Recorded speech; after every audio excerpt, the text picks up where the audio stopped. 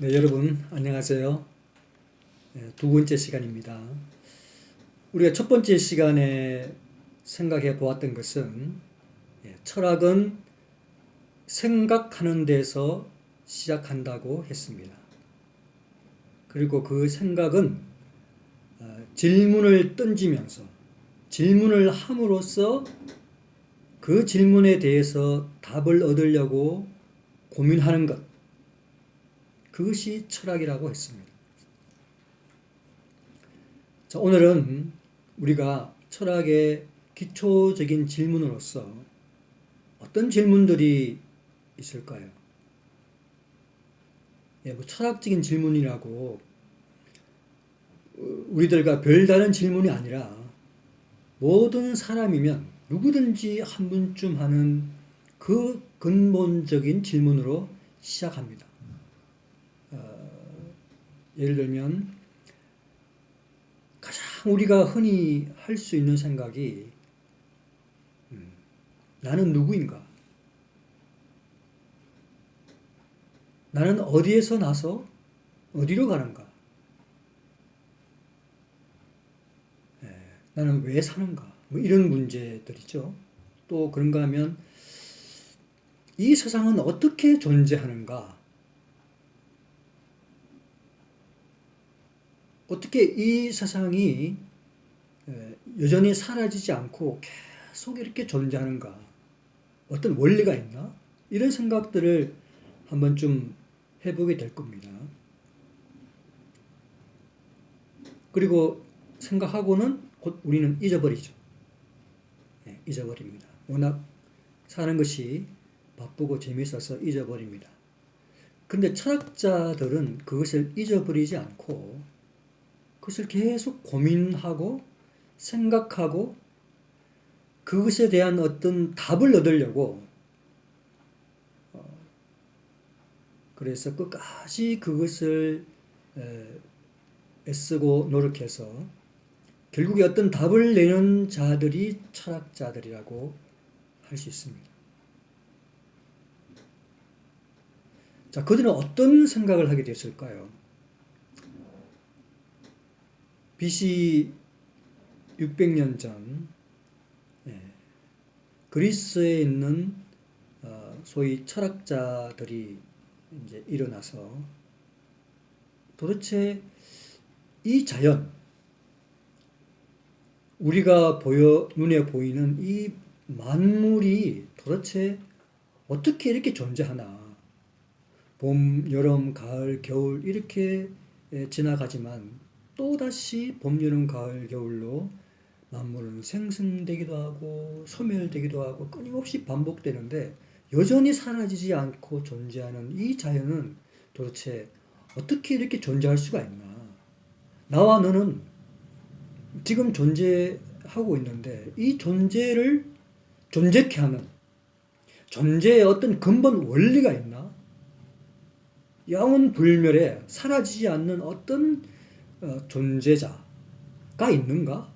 이제 이런 생각을 이제 해 보았던 것이죠. 그 첫 번째로 그 생각을 하고 그것에 대한 답을 낸 사람이 탈레스라고 합니다. 탈레스.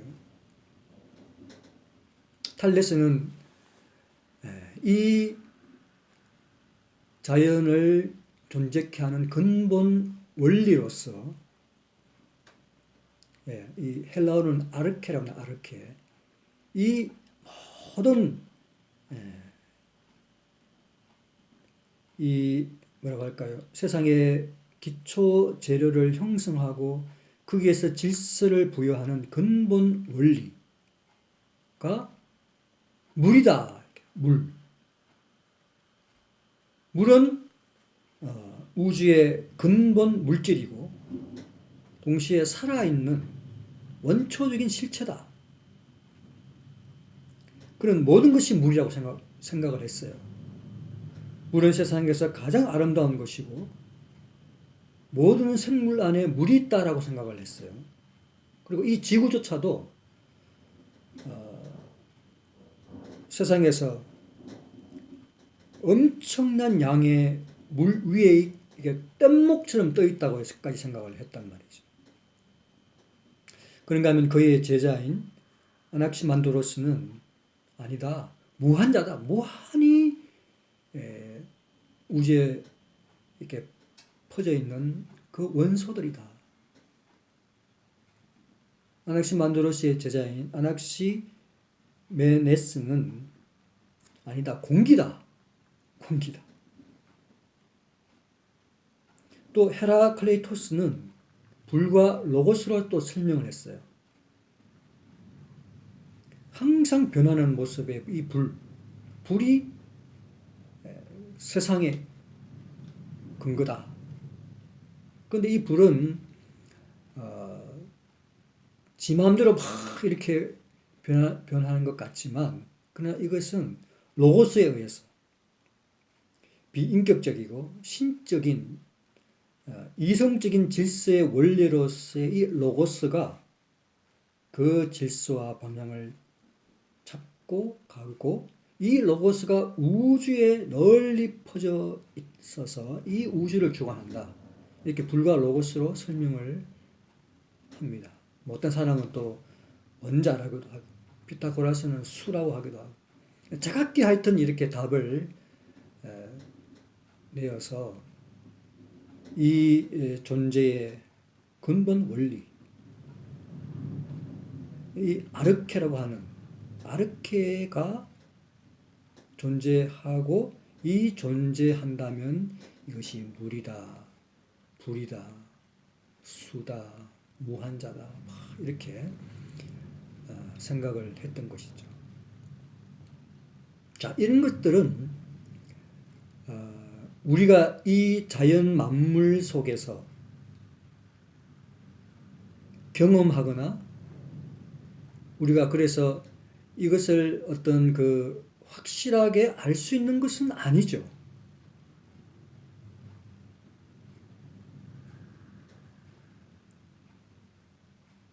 사실 그들도 잘 모르죠. 어떤 근본 원리라고 하는 것이 있지 않을까라고 가정해보는 거죠. 이 자연을 가만히 살펴보면서 그런 생각을 하고, 있다면, 그것이 존재한다면 그것이 뭘까? 이렇게 추정을 하는 것입니다. 그래서 확실한 것은 제가 없다고 그랬죠. 철학에서. 우리가 이것을 메타피직스라는 말로 쓰죠. 메타피직스. 형이상학이라고 하는 것이죠. 형이상학. 뭐냐면 피직스가 자연학이잖아요.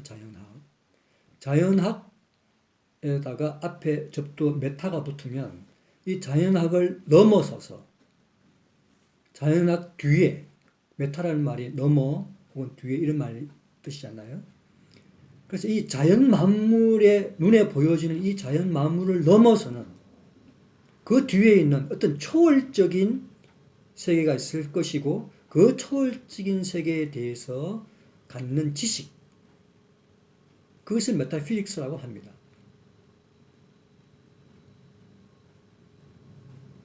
이 형이상학을 학문적으로 체계화시킨 사람은 그 후대에 있는 아리스토텔레스가 이것을 학문으로 체계화시키고, 그는 이 형이상학을 그의 가장 제1의 철학으로 삼았어요. 그리고 이 형이상학에 관련해서 이것을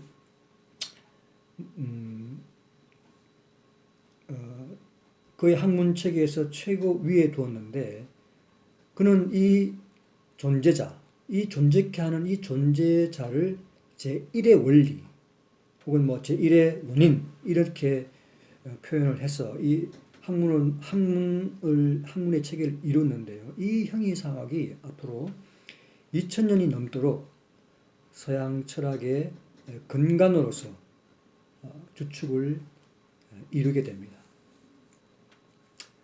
자, 이 형이상학 분야에서 가장 대표적인 5명의 철학자를 꼽으라고 하면 플라톤, 아리스토텔레스, 또 데카르트, 칸트, 헤겔 이렇게 말할 수 있습니다. 가장 뛰어난 철학자들이죠. 플라톤은 이 존재자를, 이 존재케 하는 이것을 이데아라고 표현했어요. 이데아. 이데아가 있을 것이다. 혹은 아리스토텔레스는 부동의 원동자 이런 표현을 했어요. 무슨 말이냐면 모든 만물을 움직이게 하는데 자신은 움직이지 않는다. 부동자. 부동의 원동자 이렇게 표현을 했어요. 그런가 하면 데카르트는 신이다. 신이다. 또 칸트는 물 자체, 헤겔은 절대 정신이다 이런 표현을 했습니다. 그런 것은 이제 구체적인 그 의미들은 우리가 이제 그분들을 공부할 때 그 조금 더 구체적으로 설명을 하기로 하고요. 자, 이런 내용들이 바로 형이상학이라고 하는 것입니다. 형이상학. 자, 이제 형이상학과 맞물려 있는 것이 인식론이라고 합니다. 인식론. 인식론이라는 거 하는 것이 뭐냐면 제가 말씀드린 대로 이 초월적인 세계의 초월적인 지식을 이야기했을 때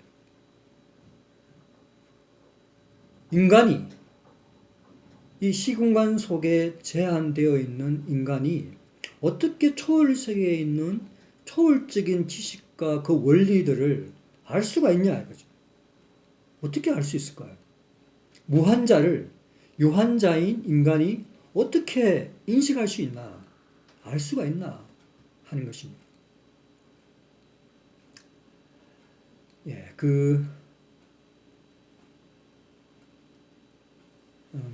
뭐라고 할까요? 고대 그리스의 이 철학자들은 이 무한자를 우리 인간의 이성을 통해서 열심히 추구하고 탐구하고 노력하면 이 이데아의 세계를 알 수 있다라고 생각을 했습니다.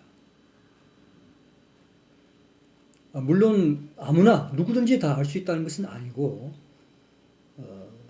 철학자만이, 철학을 배운 사람만이 이 이데아의 세계에 대한 지식을 가질 수 있다 이렇게 생각을 하고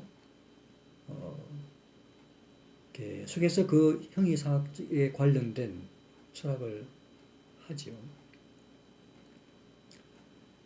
그런데 17세기 데카르트, 근세 철학의 아버지라고 하는 데카르트에 오면 내가 과연 유한자인 내가 무한자인 신을 알 수가 있나?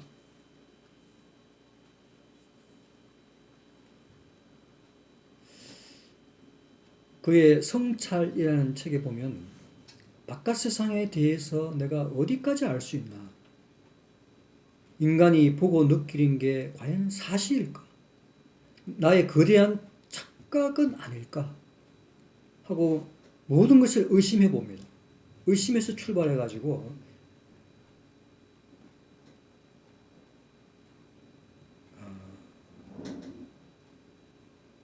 나의 감각, 나의 상상,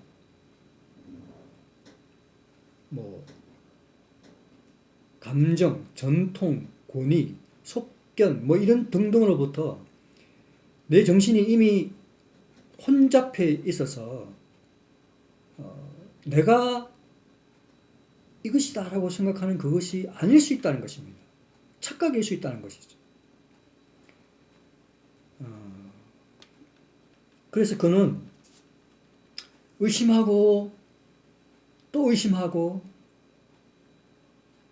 모든 것을 의심하되, 그러니까 의심할 수 없는 것을 발견하기까지 모든 것을 의심하기로 결심하고 이 과정을 쭉 통과하면서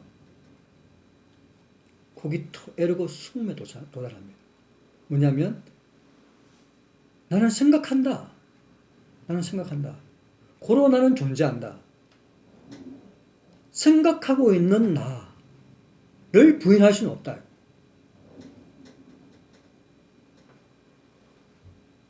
생각하고 있는 나, 이 진리는 아주 확고하다. 어떤 회의주의자들도 생각하고 있는 나에 대해서는 흔들 수 없다. 나는 이것을 철학의 제1원리로 받아들이고 이것으로 모든 것을 판단하겠다. 이렇게 결심을 하게 됩니다.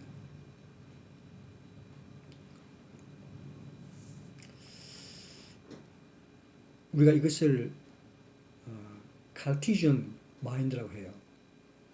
데카르트적인 생각, 카르티지언 마인드.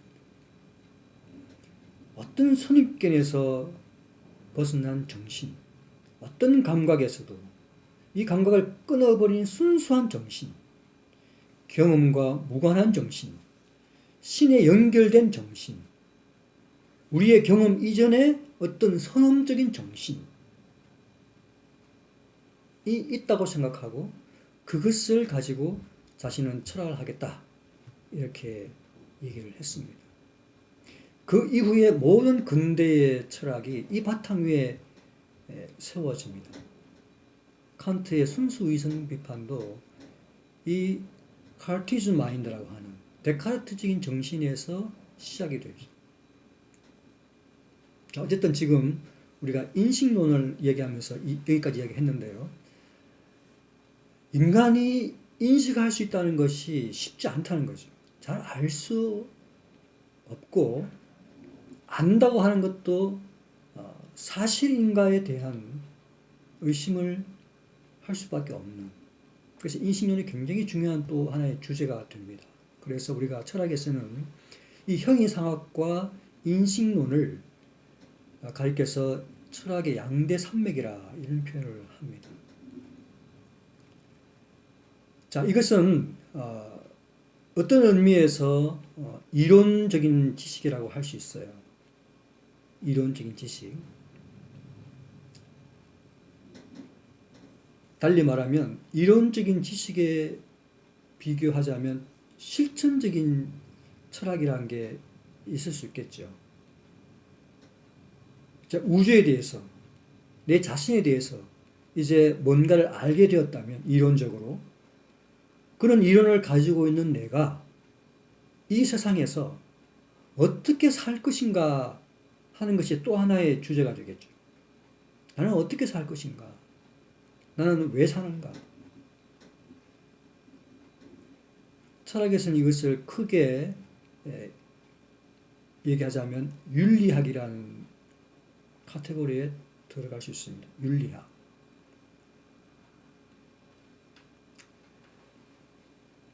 나는 이 세상에서 어떤 가치 있는 삶을 살 수 있나? 그죠?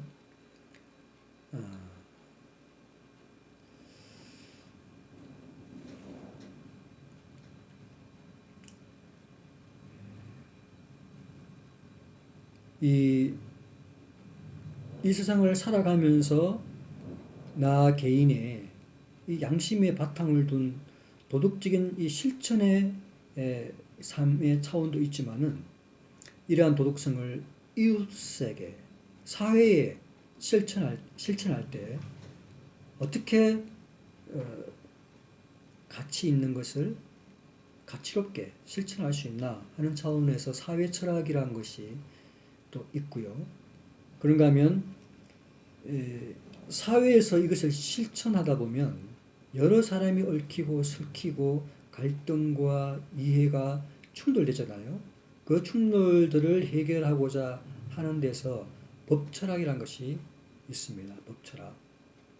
그런가 하면은 이것이 이러한 법이 모든 국민에게 공평하게 실천되어져야 한다는 차원에서 정치철학이라는 것이 있어요.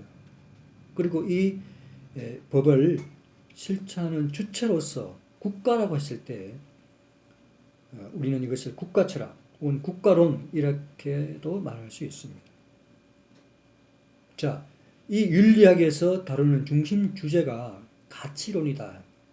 어떤 것이 과연 더 가치가 있나? 이상적이고 절대적인 가치는 무엇인가?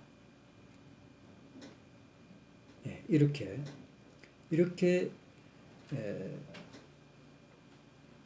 아까 말씀드린 형이상학과 또 인식론과 또 이 윤리학 이 세 분과를 가리켜서 철학의 3대 분과라 이렇게 얘기를 하죠.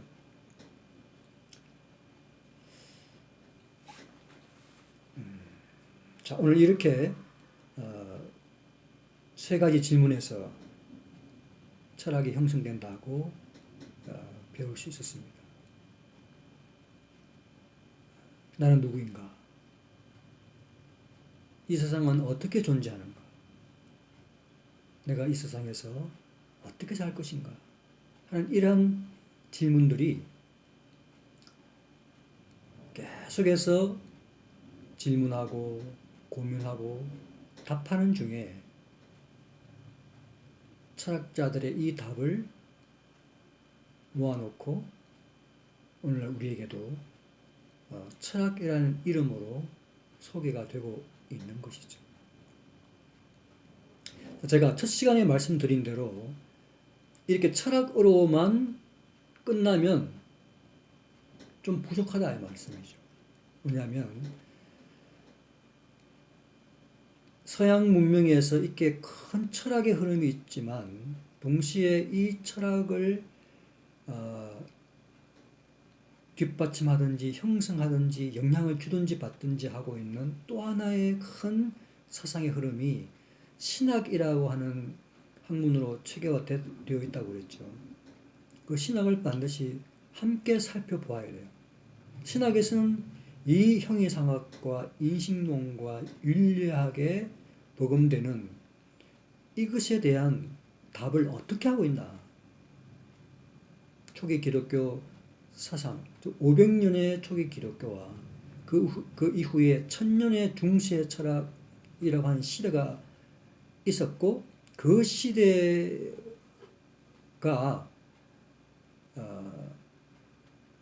전후로 많은 영향을 끼치게 되기 때문에 항상 같이 맞물려 간다고 말씀드렸죠. 그래서 함께 봐야 됩니다.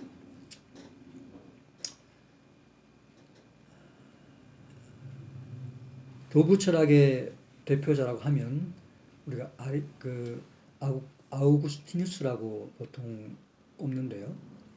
아우구스티누스는 이런 초월자, 존재자, 무한자를 가리켜서 하나님이라고 그는 이것을 불렀습니다. 하나님. 영원한 존재, 불변하시는 분, 만물의 창시자이면서 통치자이신 분, 모든 생명의 근원으로서의 하나님. 자, 지금 이렇게 형이상학에 대한 질문에 대해서 다 답을 하고 있어요. 철학자들이 물일까, 불일까, 로고스일까 하는 이것에 대해서 성경에 이미 신이 답을 하고 있다고 그랬죠. 이 답을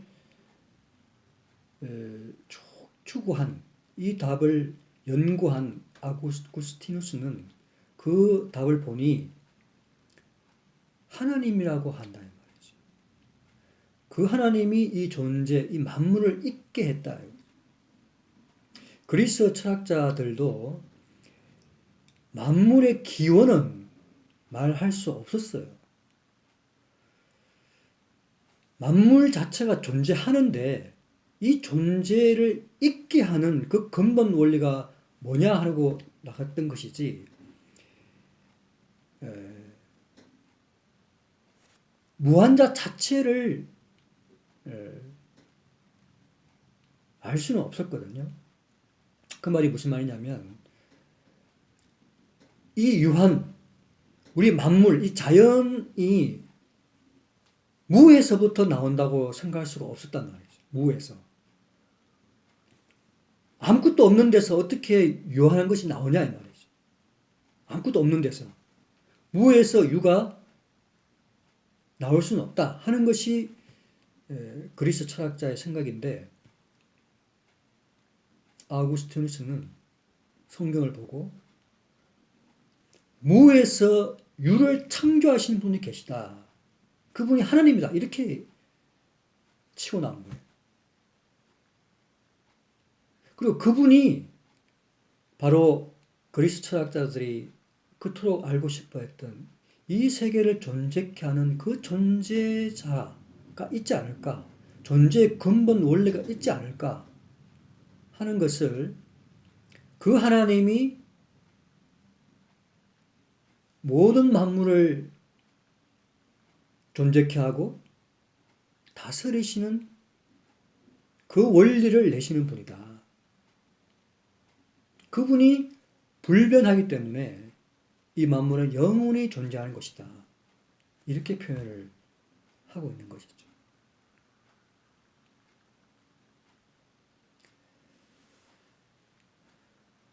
그리스 철학자들은 어떻게 이 유한자가 무한자를 알 수가 있을까? 열심히 이 자연을 관찰하고 이성을 사용해서 막 공부하면 결국 알 수 있을 거야 라고 생각을 했을 뿐이지, 실제로 이데아의 세계를 맛본 것은 아니죠. 그리고 데카르트 이후의 근시의 철학자들은 알 수 없다. 알 수 없다. 이 유한과 무한 사이에는 건너갈 수 없는 간극, 어떤 단절이 되어 있기 때문에 아무리 유한을 막 이렇게 무한하게 쌓아도 무한자가 될 수는 없다는 거예요. 알 수 없다는 것입니다. 데카르트도 결국에 그의 성찰해 보면 내가 그 신에 의지해서 무한을 알 수 있을 뿐이다. 이렇게 표현을 하죠. 그런데 아우구스티누스는 어떻게 알 수 있냐면, 바로 헤라클레이토스가 말한 그 로고스, 어떤 우주의 편만에 있는 절대적 이성, 근본 원리인 로고스가 사람이 됐다 이거죠. 사람이 되어서 우리에게 그 진리를 가르쳐 주었다. 이렇게 성경을 보고 얘기를 해요.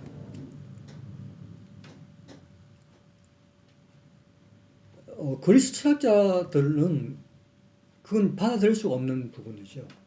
어떻게 무한자가 유한자가 될 수 있나? 무한이라고 하는 것은 유한이 아니라는 것이고, 유한은 또한 무한이 될 수 없는데, 신이라면 인간이 아니고 인간이 아니라면 신인데 어떻게 로고스가 사람이 될 수 있나? 신이 어떻게 인간이 될 수 있나? 이런 생각을 할 때에 초기 기독교 교부들은 바로 예수 그리스도가 신이며 인간이다. 신성을 가지시면서 동시에 인간성을 가졌다. 그분이 그리스도다. 이렇게 표현을 합니다. 그래서 신이기 때문에 신의 생각과 지혜를 알 수가 있고, 인간이기 때문에 인간에게 그 지혜와 지식을, 신의 지혜와 지식을 알려줄 수 있다. 그렇게 얘기를 해요.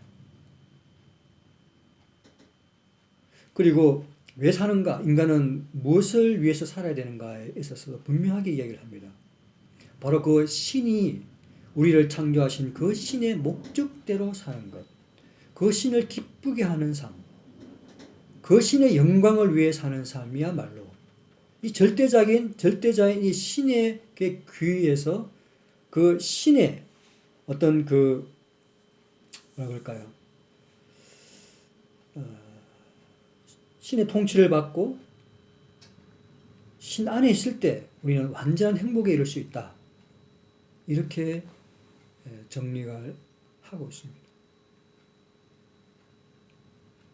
자, 이렇게 신학에서 말하는 이런 것과 철학자들이 말하는 것과 좀 다른 것을 우리가 볼 수 있죠. 여러분이 이런 것을 같이 고민하면서 저랑 같이 철학 혹은 신학의 역사를 함께 우리의 사고의 영역에서 한번 걸어가 보기를 바랍니다. 오늘은 여기까지 하겠습니다.